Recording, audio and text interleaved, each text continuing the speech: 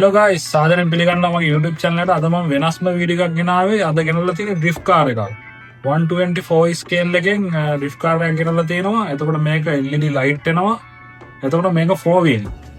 මේ විදිහට තමයි box එක එන්නේ. මේකේ colors දෙකක් එනවා. black color එකයි yellow color එකයි. අද අපි ගෙනල්ලා තියෙන්නේ black color එක. අපි මේක unbox කරලා බලමු මේ box එකේ මොනවද එන්නේ කියලා. මුලින්ම මේ වගේ තමයි box එක එන්නේ. අන්බොක්ස් කරලා බලමු. හරි මේ බොක්ස් එක අරගන්නවා. එතකොට මේකේ මුලින්ම තියෙන යූසර් මැනුවල් එක. මේක තමයි කොහොමද මේ කාර් එක යවන්නේ හැම විස්තරයක්ම තියෙනවා.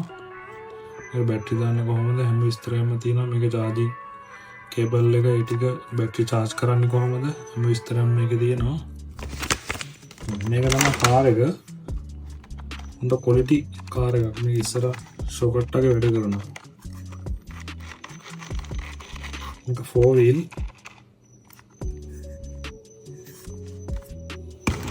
මේක තමයි කේබල් එක. බැටරිය charge කරන්න ගන්න කේබල් එක.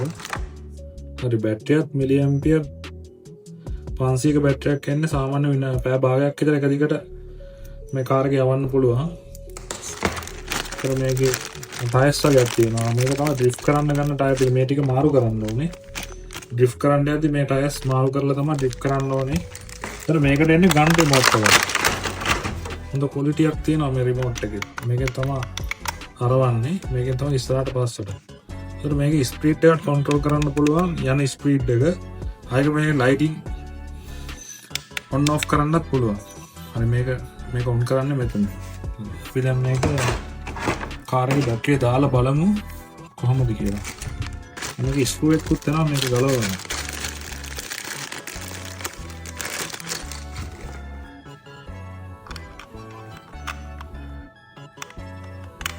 මේක තමයි ගලවගන්නේ.